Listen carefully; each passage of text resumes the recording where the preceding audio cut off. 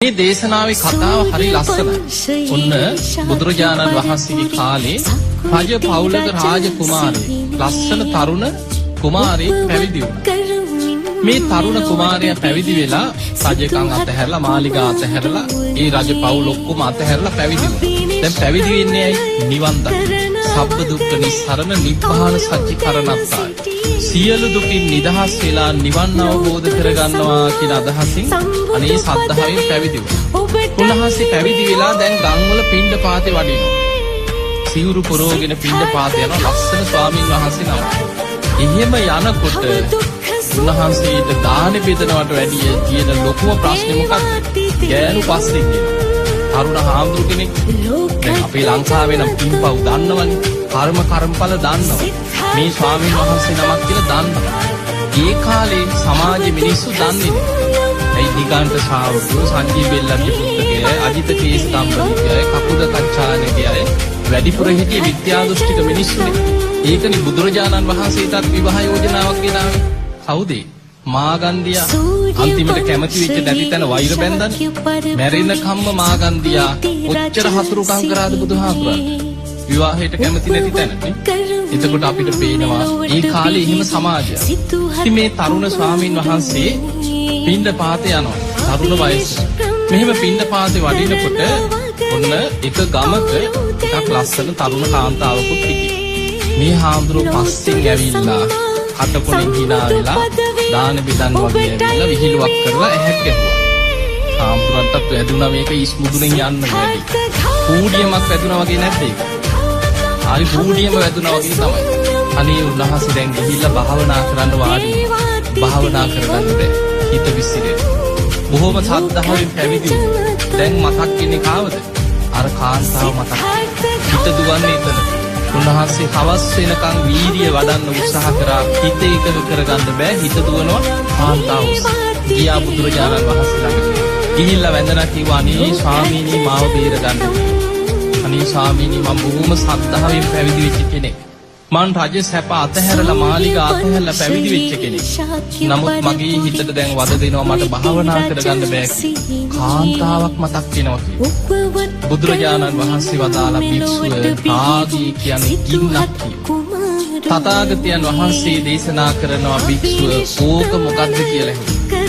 බෝසතාණන් වහන්සේ නමක් හැටියට පාරමී පුරාගෙන යන කාලේ අවුරුදු 700ක් රැකපු ගුණධර්මත් බෝසතාණන් වහන්සේට කාන්තාවක් නිසා නැති වුණා. එහෙම කියනකොට භික්ෂුන් වහන්සේලා කියනවා අනේ ස්වාමීන් මේ අතීත කතාව අපිට දේශනා කරනසේක.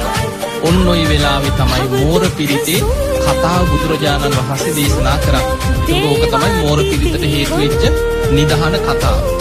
බුදුරජාණන් වහන්සේ වදාලා උන්වහන්සේ පාරමී පුරාගෙන එනකොට මේ සසරේ පාරමී පුරාගෙන එනකොට එක ආත්මයක උන්වහන්සේ සක්විති රජකම් කරා. චක්‍රවර්ති රජ කෙනෙක්. ඔබ අහලා ඇති සක්විති රජ කෙනෙක් කියන්නේ දෙතිස් මහා පුරුෂ ලක්ෂණ පිහිට. බුදුරජාණන් වහන්සේ නමකට වඩා වෙනසක් තියෙන්නේ ඌර්ණ රෝම ධාතුන් වහන්සේගේ විතරයි. අනිත් මහා පුරුෂ ලක්ෂණයේ ආකාරයෙන්ම පිහිටන. අහසින් ගිහිල්ලා මුළු ලෝකෙටම පංචශීලයෙන් අනුශාසනා කරමින් ලෝකෙම සිල්වත්ව පාලනය කරනවා. එතකොට එදා අපේ බෝසතාණන් වහන්සේ මේ විදිහට සක්විති රජකම් කරලා විශාල පිනක් රැස් කරගෙන මරණින් මත්තේ ඉපදුනා දෙව්ලොව. ඒක නියමයක්. සක්විති රජුරෝ ඒ සක්විති රජකමත් එක්ක ධාර්මිෂ්ඨව ලෝකේ පාලනය කළ විශාල පිනක් රැස් කරලා ඒ පිනේ විපාක හැටියට ඒකාන්තයෙන් ඊළඟ ජීවිතේ දෙව්ලොව උපදිනවාමයි. දැන් දිව්‍ය ලෝකේ ඉපදුනාට පස්සේ දෙව්ලොව විපාක දෙන්නේ පිනද පවද? පින. දිව්‍ය ලෝක කියන්නේ අකුසල් විපාක දෙන තැනක් නෙවෙයි. සසරේ පාරමී පුරාගෙන ගියා තාම මේ කෙලිසුන්ගෙන් මිදිලා නැහැනේ පාරමී පුරනවා. මෙච්ච අකුසලු ටික ටික හරි තියෙනවා. දැන් දිව්‍ය ලෝකේ පහළ වුණා දෙව්ලොවින් දෙව්ලොවට කල්ප ගණන් අර දිව්‍ය සැප විඳ විඳ පිනේ විපාක ගෙවන. කොහොම පිනේ විපාක ගෙවාගෙන යනකොට උන්වහන්සේගේ පින ගෙවිලා ඉවර වෙනකොට පෙර සසරේ අකුසලයක් දෙව්ලොවදී බලවත්. දෙව්ලොවින් කිත වෙලා වැටුණා තිරිසන් අපායට. අපේ බෝසතාණන් වහන්සේ එදා මොනර යෝනියේ ඉපදුණා. මොනරියෙකුගේ කුසේ බිත්තර කීපයක් වැටෙනකොට රත්තරම් පාට රන්වන් පාට බිත්තරයක් වැටුණා. අනෙක් බිත්තර වගේ නෙමෙයි රත්තරම් පාට. මේ බිත්තර කටු කඩාගෙන පැටව එළියට එනකොට මේ මොනර පැටිය රත්තරම් පාට ශරීරයක් තියෙන රන්වන් මොනරේ. අර මොනර පැටව එක්කම රංචුවත් එක්කම කැලේ හැදී වැටුණා. ටික කාලයක් යනකොට ටිකෙන් ටික විශාල වෙලා අනික් මොනරුන්ට වඩා විශාල ශරීරයක් ලැබුණා. බෝසත් මොනරගේ ශරීරයේ කරත්ත රෝදයක් තරම් රිය සකක් තරම් විශාලයි. විශාල රන්වන් පාට මොනර ශරීරයක් තියෙනවා. බොහොම ලස්සනයි. දැන් කොච්චර ලස්සන වුණත් තමන්ට තමන්ව පේනවද? දැන් ඔබ දිහා බලාගන්නේ කොහොමද? කණ්ණාඩියක් ළඟට ගිහිල්ලා. එතකොට දවසක් මේ බෝසත් මොනරා පියාඹගෙන ගිහිල්ලා ඈත තිබ්බ විලකින් වතුර බොන්න විලට එපුණා.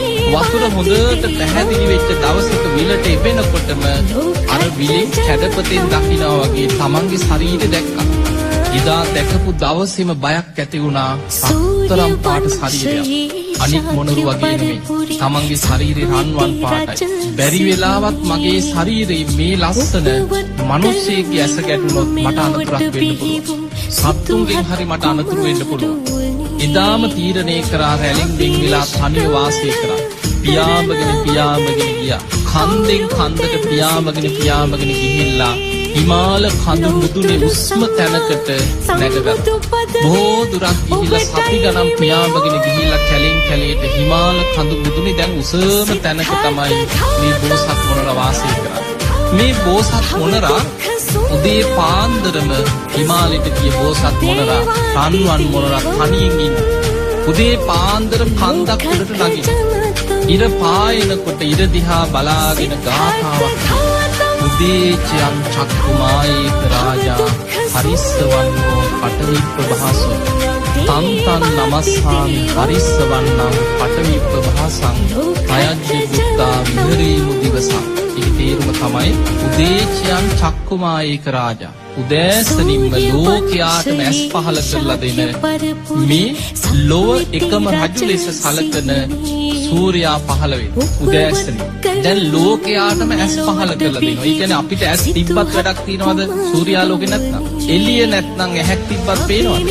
නෑ. එතකොට ලෝකයාටම ඇස් පහල කරලා දෙන්නේ සූර්යා. උදෑසනින් පහළ වෙනවා. හරිස්සවන්නෝ පටවිප්පභාසෝ මේ ලෝකේතම රන්වන් රැස් විහිදුවනවා. පටවිප්පභාසෝ ලෝකේම රැසින් බබලවන. තන්තන් නමස්සාමි හරිස්සවන්නම් පටවිප්පභාසං ලෝකේම බබලවන රන්වන් රැස් විහිදුවන ඒ සූර්යාට උදෑසනින්ම නමස්කාර කරන මගේ නමස්කාරය වේවා. තයජ්ජ බුත්තා විහරේම දිවසං අනේ මේ සූර්යාගේ ආලෝකයෙන් අද දවල් කාලේ පුරාම මට කරදරයක් ඉරිහැරයක් අනතුරක් නැතුව මගේ කටයුතු ටික කරගන්න ලැබේවා කියලා තමන්ට උදෑසනින්ම අදිෂ්ඨානයක් කරගන්න.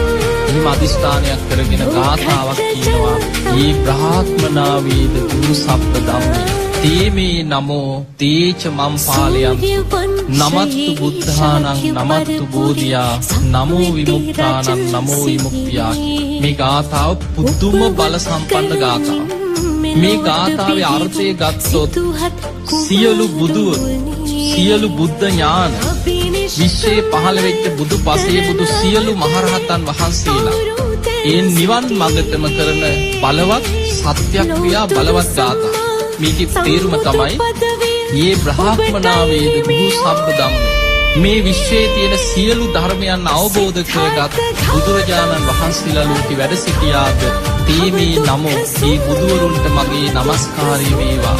තේච මම් පාලයන් මේ බුදුරජාණන් වහන්සේලා අනේ මාව අද දවස පුරාම ආරක්ෂා කරත්වා කියලා තමන්ට ආරක්ෂාවක් අධිෂ්ඨාන කරගත් බුද්ධ බලය. නමත්තු බුද්ධානං විශ්වයේ පහළ වෙච්ච සියලු බුදුවරුන්ට මගේ නමස්කාරය වේවා. නමත්තු බෝධියා ඒ බුදුරජාණන් වහන්සේලාගේ සියලු බුද්ධ ඥානයන්ට මගේ නමස්කාරය වේවා. නමෝ විමුක්තානං නමෝ විමුක්තිය.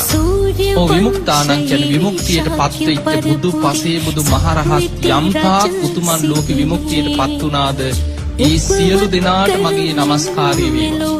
නමෝ විමුක්තිය විමුක්ති මාර්ගයට නිවන් මඟට මගේ නමස්කාරය වේවා කියලා සිහි කරන උදේ.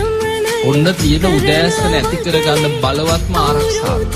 ඔය ගාථාව දෙක කියලා බෝසත් මොණරා බුදුරු හොයාගෙන පිටත් වෙලා යනවා. කවමදාවත් අත්තක්වත් ඇඟට වැටිලා නැහැ කියලා. කොලයක්වත් ඇඟට වැටෙන්නේ නැහැ. යන ගමනේ කිසිම අනතුරක් වෙන්නේ නැහැ කියන මේ ගාථාවේ බලෙන් ආරක්ෂා වෙනවා. ඔන්න උදේ පාන්දර ওই ගාථාව කියලා බුදුරු හොයාගෙන ඇවිදගෙන යනවා.